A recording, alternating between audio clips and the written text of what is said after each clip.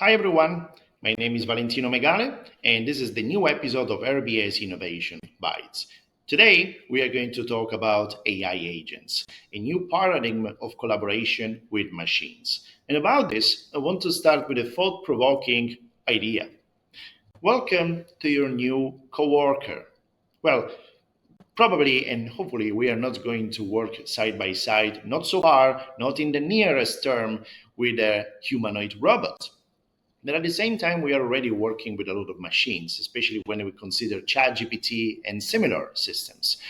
Jensen Wang, the CEO of NVIDIA, recently said that probably in the future, the HR departments will be managing not only humans, but also swarms of AI agents. But what are AI agents?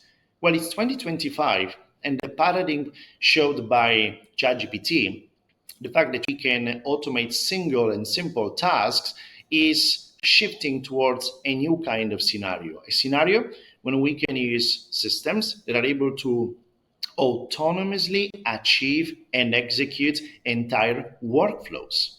Where an AI agent is actually an application, an AI application that combines reasoning, logic, the capability to seek for relevant information outside of the training data, and that is able, once instructed at the beginning, to achieve a specific goal in total autonomy.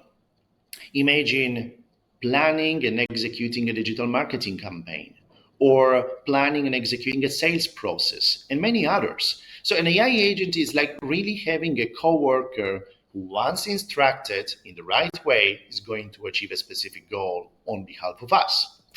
Well, just to simplify the process, imagine that you are going to ask to a system, hey, I want to book a flight from Austin to Zurich. Can you provide me a list of goods results? Well, internally, an AI agent can be divided into three macro parts. The part in green is called the orchestration part, where the system takes the input and reason about it.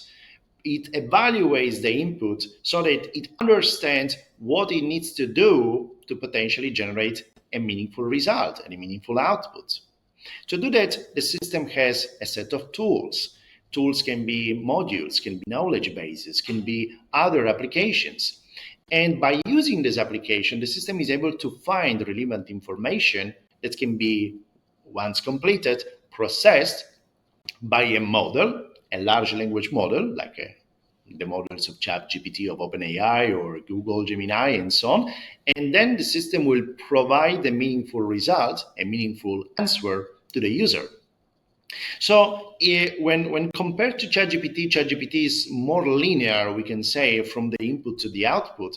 But the models, the AI agents, are able actually to reason about this, to evaluate many potential scenarios, to look for the information if they are missing that information, and to execute, to do things.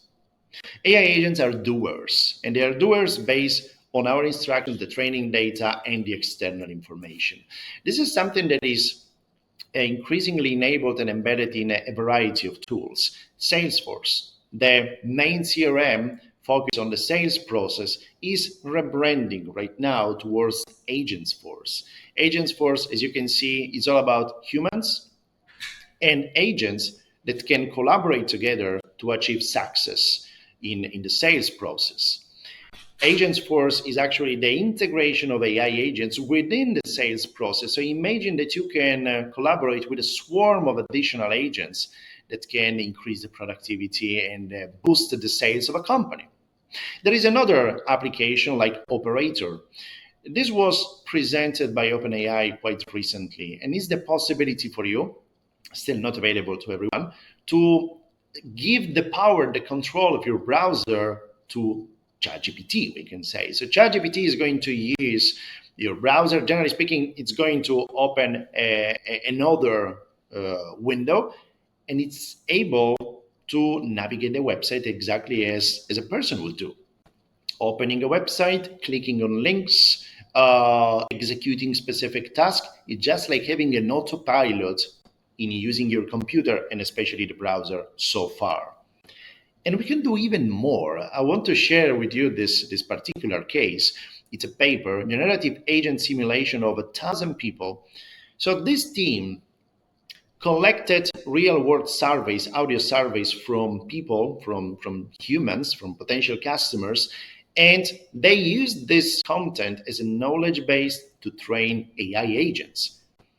The AI agents, the resulting ones, are actually simulations of real-world customer segments. And what you can do with them? You can potentially simulate entire scenarios, and you can engage with them to test marketing and communication strategies, to test their behavior, to test their reaction, their feedback. So you can have your small labs with realistic humans, virtual humans in this case, where you can reduce the risk of your decisions.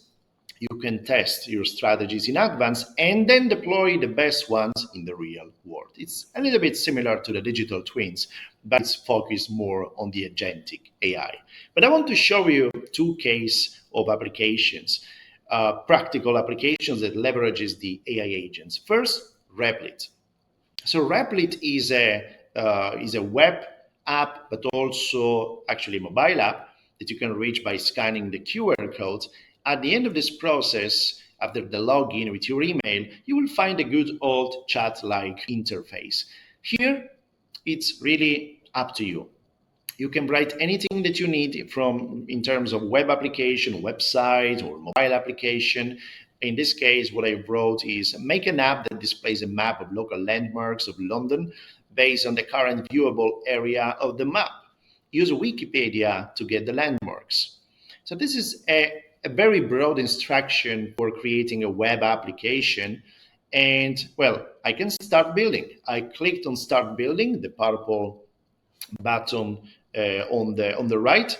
And after a little bit of, well, after a few seconds, less than a minute, I got a first prompt by the system asking me, do you want to refine this kind of feature or not?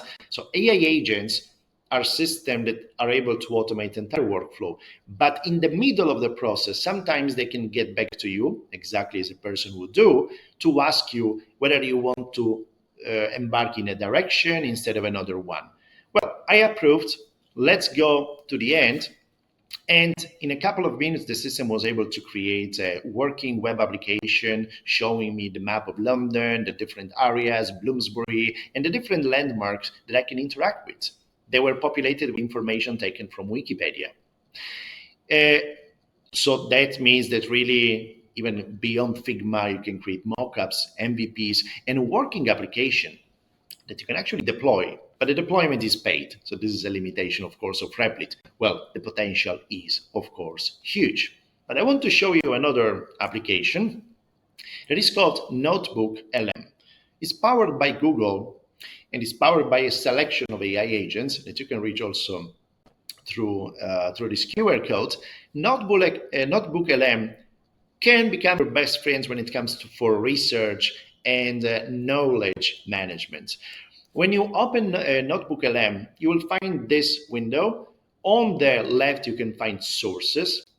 So imagine that you have many reports, many documents, many articles. You can put everything there that can become your personal library. It's like a note-keeping system. It's like your second brain, as Tiago Forte would say. He's an author who wrote a book on how to build your second brain with digital technologies. It's a very interesting one. So I decided to upload a document here. As you can see, I can upload Google Drive, documents, links, videos, any notes. In this case, I want to upload a report by Google about agents. And after that, after a couple of minutes, the system is able to summarize the content, just for the sake of summary. It can be useful. But I can do another thing here. I can go on the right, and there is this audio overview, which is the possibility to convert the entire content of the document into an audio podcast. When you will have two person talking to each other in a very realistic way, you can even join the discussion. But this is something that we are going to skip this time. So I asked to the system, please be funny when you are going to describe similar topics, and consider that your listeners will be students from the Rome Business School. So I clicked on generate. on the blue button, and in a couple of minutes, I get the following result. Let's see. You will listen, you will hear actually the audio.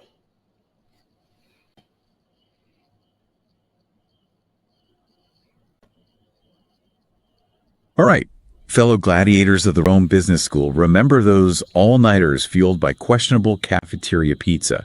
Turns out conquering derivatives and deciphering marketing jargon was just a warm-up for the real boss battle, the AI revolution. And let's be honest, none of those case studies really prepped us for this, did they?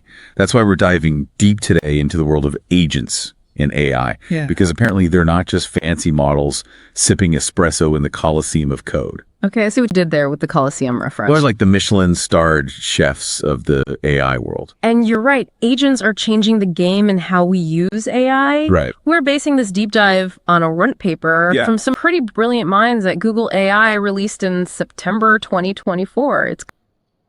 Well, this is just an excerpt, but you see, you can actually create an entire discussion very realistic, and you can also take part in that.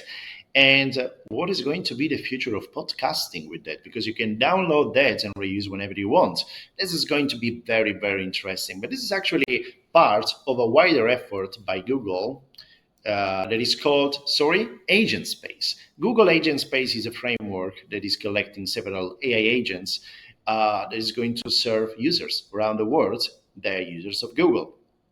So hopefully you're going to test these two applications. I'm really curious what you're going to do. As always, let's keep in touch. These are my contacts. And probably very soon we are going to present you some news when it comes to RBS Innovation Bites. So stay tuned and see you soon online, also on the LinkedIn page of the community. Thank you and talk soon.